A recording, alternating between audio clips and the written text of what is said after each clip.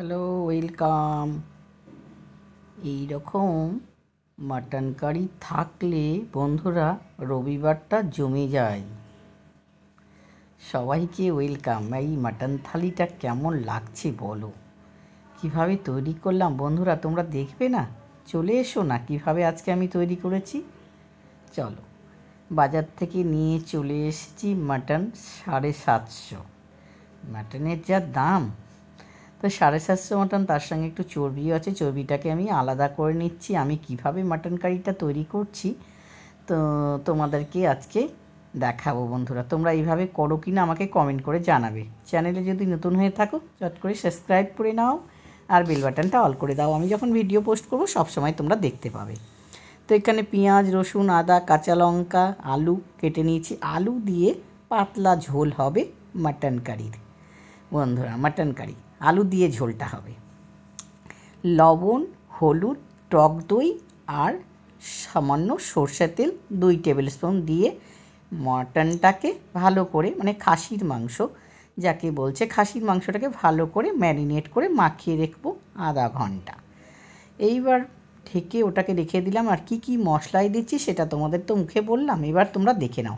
শুকনো লঙ্কা, আদা, কাঁচা লঙ্কা, আর হচ্ছে পরিমাণটা তোমাদের বললাম না, ঝালটা তোমরা নিজেরা দেবেন। রসুন আছে এখানে 1.5 কোয়া রসুন, মানে 1.5টা গোটা বলে। টমেটো আছে একটা, আদা আছে 1 ইঞ্চি, দিয়ে বেশ করে মশলাটাকে পেশাই করে নিলাম মিক্সিতে। এইবার চলে এলাম সর্ষের তেল। এখানে 3 টেবিল স্পুন সর্ষের তেল দিলাম, দিয়ে একটু হলুদ দিলাম আর একটু লবণ দিলাম, ছিট করবে না বলে। এইবার টুকরো টুকরো করে যে আলুগুলো কেটে রেখেছি সেইগুলোকে আগে ভেজে নেব। তো কড়াইটাকে কিন্তু বেশ ভালো করে গরম করে তারপরে কিন্তু আলুটাকে ভাজবে, না হাতে তলে লেগে যাবে বন্ধুরা। তোমাদের নতুন বন্ধু যারা জানো না, অনেকেই জানে না, আমিও জানতাম না, আমিও দেখে দেখে শিখেছি বন্ধুরা। তা আলুটাকে ভালো করে ভেজে নেবে। তার আগে আমি একটু হলুদ লবণ দিয়ে দিলাম, যে আলুতে হলুদ লবণ দিলে না যখন খাওয়ার সময় তখন মুখে কিন্তু বেশ ভালো লাগে আলুটা মুখে দিলে। তা আলুটা ভালো করে লাল করে ফ্রাই করে ভেজে নিলাম। মটন কারি বা পাতলা মটনের ঝোল করতে গেলে এইভাবে করলে তাহলে কিন্তু ভালো লাগবে। তো গোটা জিরে, গোটা গরম মশলা, এলাচ, দারচিনি, লবঙ্গ আর তেজপাতা দুটো দিয়ে দিলাম। আর ঝিরিঝিরি করে পেঁয়াজ একটু হাত দিয়ে ম্যাশ করে দিলাম। এবার একটু ভাজা ভাজা করব, করে নিয়ে তারপরে দিয়ে দিলাম যে ম্যারিনেট করা মাটনটা। এইবার দিয়ে হালকা হালকা হাতে কষাতে থাকবো, খুন্তি দিন। গ্যাসের ফ্লেম কিন্তু মিডিয়ামে থাকবে বন্ধুরা, সবসময় মিডিয়াম করে করবে, মাংস কিন্তু রান্না ভালো হবে। যদি হাই হিট করে দাও না, মাংস ভালো হয় না। এরপরে যে মিক্সিতে মশলাটা করে রেখেছি, আদা, পেঁয়াজ, রসুন, টমেটো, সেটাও দিয়ে দিলাম। দিয়ে নিয়ে এইবার কিন্তু কষাবার পালা। একটু সামান্য জল দিয়ে দিলাম। এবার যত কষাবে তত ভালো হবে। আর জিরের গুঁড়ো, ধনে গুঁড়ো, লাল লঙ্কার গুঁড়ো দিয়ে এটাকে এবার আমি কিন্তু বেশ খানিকক্ষণ কষাবো। কিন্তু খানিকক্ষণ বলতে এখানে 20 মিনিট মতন, থেকে 15 থেকে 20 মিনিট কষালেই হবে। চাপা দিয়ে দিয়ে লো ফ্লেমে করবে, তাহলে মাংস কষা হবে আর খেতেও ভালো হবে। এদিকে আমি গরম জল বসিয়ে দিয়েছি। দেখো 1 বাটি গরম জল দিলাম, পরিমাণ মতন, আমার পরিমাণ বুঝে। এবার চাপা দিয়ে জলটাকে ফুটতে দেব। কেন, মাংসতে মাটন কারিতে ঝোলটা যদি তুমি গরম জল করে দাও তাহলে মাটন খেতে কিন্তু খুব ভালো হয়। দেখো মাটন কষা মোটামুটি প্রায় হয়ে গেছে। আর এইবার একটু আমি নাড়াচাড়া করব। মাটন থেকে খুব সুন্দর মশলা গন্ধ বেরিয়েছে। আর দিয়ে দিয়েছি একটা রসুন। এটা তোমরা স্কিপ করতে পারো, তবে অনেকেই মটন কারির সঙ্গে, মাটনের ঝোলের সঙ্গে কিন্তু মাংসটা মানে রসুনটা খেতে ভালোবাসে।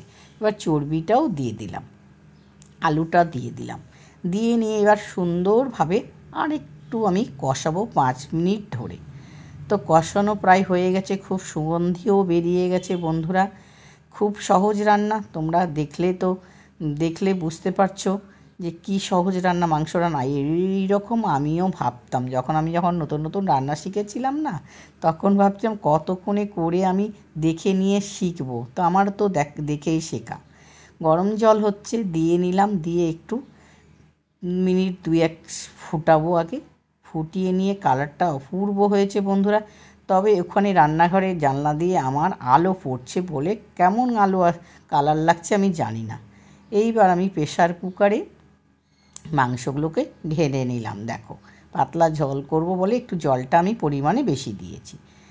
এইবারে সব দিয়ে নিয়ে এইবার দিয়ে দেবো একটু চিনি। মানে ব্যালেন্সের জন্য একটু চিনি দিলে বেশি ভালো হয়, খেতে টেস্ট হয়। আর একটু জল দিয়ে দিলাম, আর গরম মশলা দিয়ে দেবো। দিয়ে নিয়ে এইবার হচ্ছে আমি চাপা দিয়ে দেবো বন্ধুরা, মানে প্রেশার কুকারে ঢাকনা লাগিয়ে দেবো। চাপা বলছিলাম, প্রেশার কুকারে ঢাকনা লাগিয়ে 3টে সিটি দিব। বেশি সিটি দেওয়ার দরকার নেই, 3টে সিটি। ফিরে আসছি, চলে এলাম টেবিলে নিয়ে। বন্ধুরা, কেমন লাগছে আমার ভিডিও অবশ্যই কমেন্টে বলবে। কি অসাধারণ গন্ধ, টেস্ট দারুণ সুন্দর বন্ধুরা। রবিবারে এরকম পাতে যদি থাকে, ভাতের পাতে আর কিছু লাগে না বন্ধুরা। ঝোলটা অপূর্ব কালার হয়েছে, খুব সুন্দর। কি সহজ রান্না বন্ধুরা, তোমরা ঝটপট রান্না করে নাও, আমাকে কমেন্ট করে জানাও, লাইক করো, শেয়ার করো বন্ধুরা। চ্যানেলটাকে সাবস্ক্রাইব করে নিয়ে আমাকে একটু হেল্প করো। চলো আজকের মতন টাটা, নেক্সট ভিডিওতে দেখা হচ্ছে তোমাদের সাথে।